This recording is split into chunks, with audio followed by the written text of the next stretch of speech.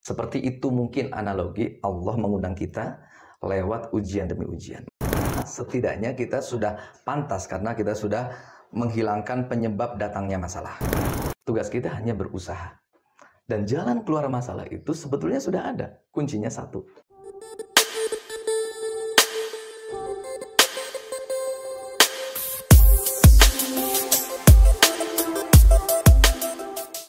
Yang ketiga, kesalahan terbesar dan paling banyak terjadi ketika orang mendapat masalah dari Allah Subhanahu wa Ta'ala itu sibuk mencari jalan keluar masalah. Sebentar ya, kebanyakan orang ketika mendapatkan masalah sibuk mencari jalan keluar masalah atau sibuk mencari solusi. Sibuk mencari solusi. Kan itu adalah kesalahan. Kan umumnya itu ya. Quran perintahkan itu apa enggak?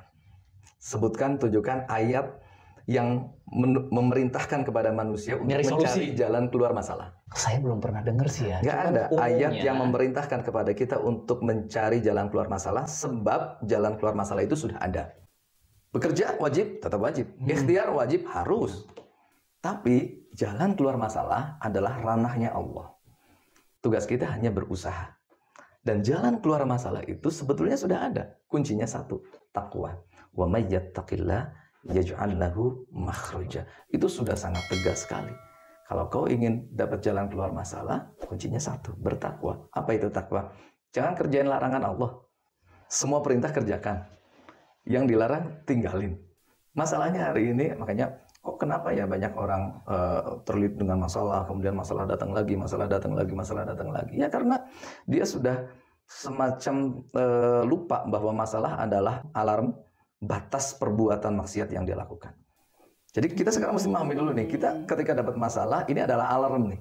Berarti ada satu kemaksiatan yang sedang secara terus-menerus kita kerjakan. Dan Allah sedang sayang kepada kita. Makanya kemudian turun hadis, Innallaha idza ahabba 'abdan ibtalah.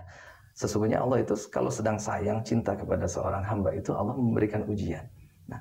Kok bisa nih ujian, kesulitan, masalah hidup kau dikatakan sebagai bentuk kasih sayang dari Allah? Ya karena kita sedang akan terjerumus pada jalan yang akan menghantarkan kita ke neraka. Maksiat terus setiap hari kita lakukan tanpa istighfar, tanpa taubat. Dikasih alarm lah sama Allah. Dikasih peluit. Udah stop dulu.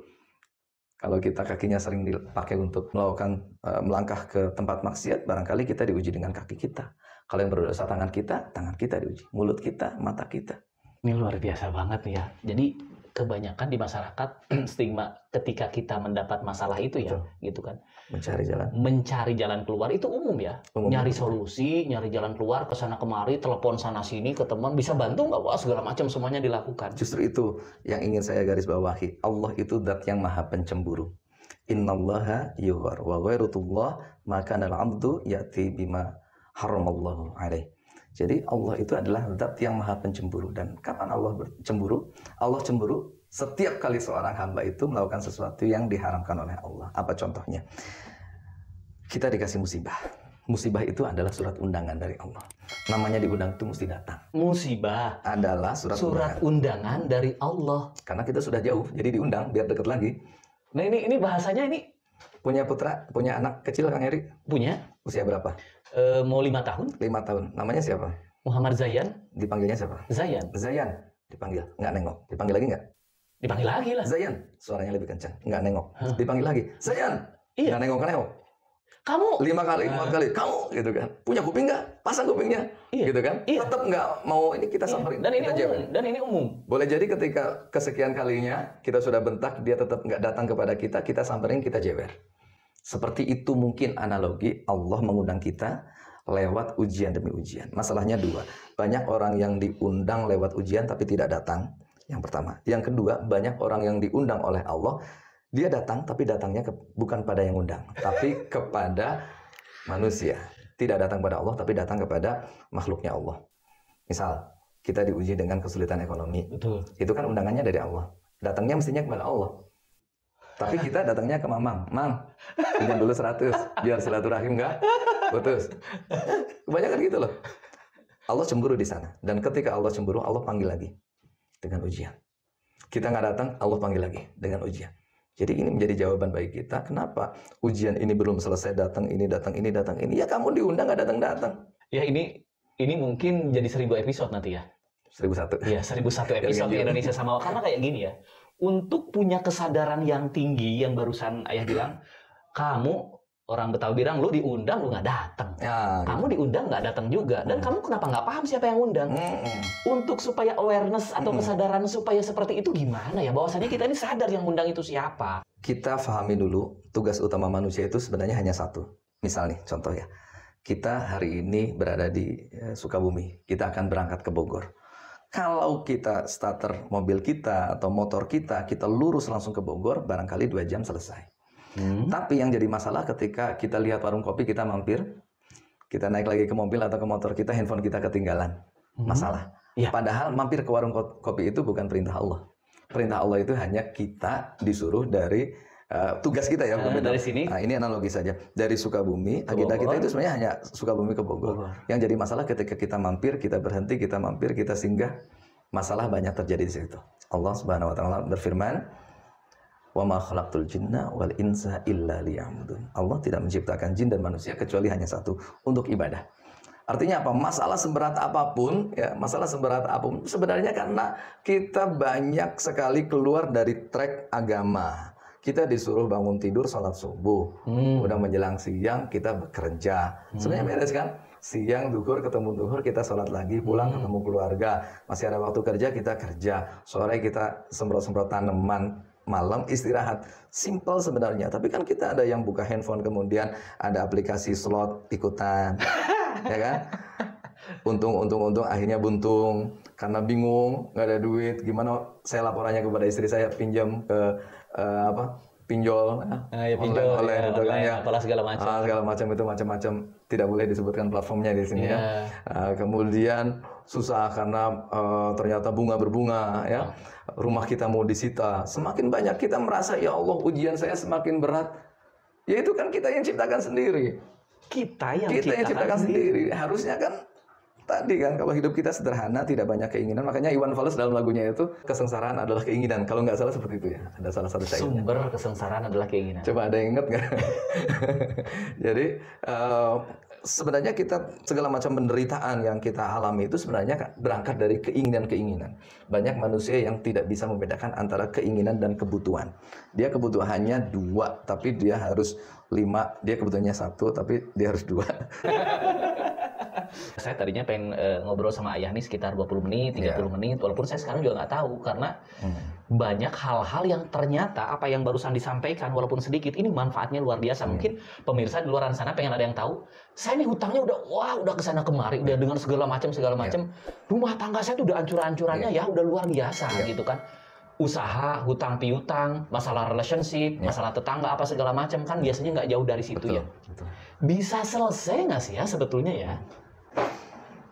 Ketika kita sholat, kalimat pertama yang kita ucap adalah takbir, Allahu Akbar. Artinya Allah Maha Besar. Harusnya ketika kita mengucapkan Allah Maha Besar, semua selain Allah harus menjadi kecil. Termasuk masalah sebesar apapun, termasuk hutang sebesar apapun, harusnya menjadi kecil. Yang boleh besar hanya Allah, yang Maha Besar hanya Allah. Kenapa sekarang terbalik ya?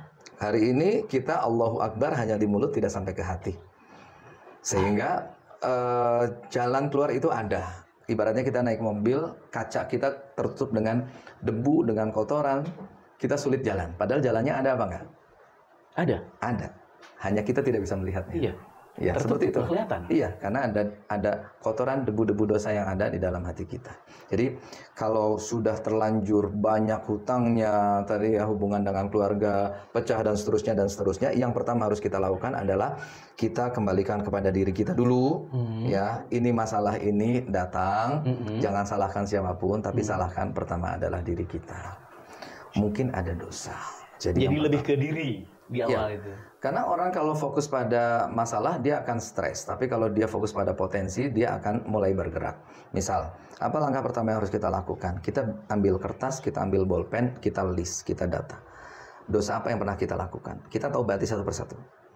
Saya dulu pernah mencuri, saya dulu pernah ngambil barangnya orang, saya dulu pernah gibah, kita satu-satu kita beresin dulu tuh. Kita islah dulu dengan diri kita. Kita tulis dan kita taubati satu persatu sejauh yang kita bisa. Ya, sejauh yang kita bisa. Nah, jadi paling tidak kita berdamai dulu dengan Tuhannya kita. gitu ya. Kita sedang melakukan itu dalam rangka memantaskan diri kita. Kalau kita dikasih jalan keluar masalah, setidaknya kita sudah pantas karena kita sudah menghilangkan penyebab datangnya masalah. Karena sudah jelas kan masalah itu kan datangnya dari kita, dari diri kita sendiri. Sesuatu yang baik datangnya dari Allah, sesuatu yang buruk datangnya dari diri kita sendiri. Makanya kita tobati dulu itu. Ya, kita tobati dulu. Nah, dulu pernah ada, beliau adalah tokoh sufi. Didatangi anak muda. Anak muda ini nanya, "Ya Syekh, saya adalah pelaku maksiat. Saya adalah pelaku dosa. Dosa saya udah nggak kehitung. Banyak betul. Saya pengen bertobat. Gimana caranya ya Syekh?" Apa jawab Syekh? Lucu jawabannya. Jawabannya bukannya beliau ngasih tahapan-tahapan untuk dia meninggalkan dosa, tapi dia malah memberikan satu kalimat yang bikin anak muda itu kaget betul. Apa kalimatnya? Kenapa kau pengen tinggalkan dosa? Dosa itu boleh dilakukan. Seneng kan dia? Asal tahu syaratnya. Asal bisa memenuhi syaratnya. Loh, gitu Syekh. Wah, kalau gitu enak tuh. Saya gak usah ninggalin dosa. Tolong kasih tahu apa syaratnya, gitu kan? Nah, dikasih tahu tuh syarat yang pertama. Idza aradta an tasillah faf'al ala ma syi'ta. Kalau kau pengen bikin maksiat kepada Allah, lakukan. Terserah. Semau kamu.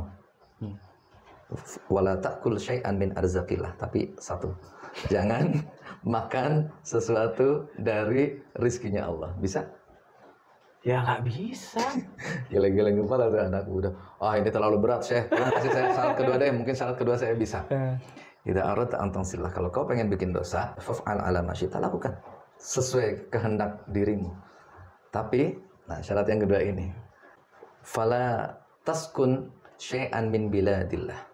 Jangan tinggal di tempat atau jangan berpijak di bumi Allah. Bisa nggak kira-kira? Nggak bisa juga. Ya Syekh, yang benar aja Syekh. Tolong kasih syarat yang ketiga. Mungkin syarat ketiga saya bisa.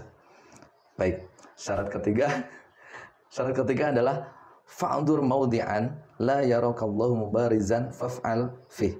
Cari tempat yang sekiranya Allah tidak bisa melihat engkau dan kerjakanlah maksiat di situ. Allah as-sami'ul basir. Nggak mungkin bisa. Tolong syarat keempat. Mungkin syarat keempat saya bisa. Oke, syarat keempat. Idza ja'akal malakul maut kullahu dzarni. Kalau datang malaikat maut, katakanlah kepada malaikat maut itu, akhirni ila ajalin qarib hatta atuba taubatan nasuha. Tolong, jangan sekarang. Besok lah saya mau tobat dulu. Nawar. Nego. Bisa kira-kira. Idza jaa ajalukum la yastakhiruna sa'atan wa la yastaqdimun. Itu konsepnya, konsep ajal itu nggak bisa dimajuin, nggak bisa dimundurin. Dan yang kelima, idza ja'akal malak az-zabaniyah. Kalau datang malaikat pengadab, malaikat zabaniyah, kullahu dzarni fa inni la atba'u. Kalau datang malaikat zabaniyah, bilang, biarin saya nggak mau ikutan. Enggak, langsung lempar ke neraka tuh. Jadi ternyata syarat pertama, kedua, ketiga, keempat, kelima itu mustahil bisa dipenuhi oleh siapapun. Jadi kita tidak punya opsi, tidak punya pilihan kecuali melakukan ketaatan. Jadi ya intinya seperti itu. Jadi kalau kita sudah berusaha ternyata masalah nggak kelar-kelar kan kayak gitu ya. Utang sudah terlanjur banyak, hubungan sudah retak di mana-mana. Kadang bertahun-tahun. Katanya masalah itu selesai. Saya ini udah 7 tahun loh hutang nggak selesai-selesai. Pertama, dosanya sudah ditobati. Yang kedua ikhtiar, yang ketiga doa. Tapi kita akan bahas dua hal ini.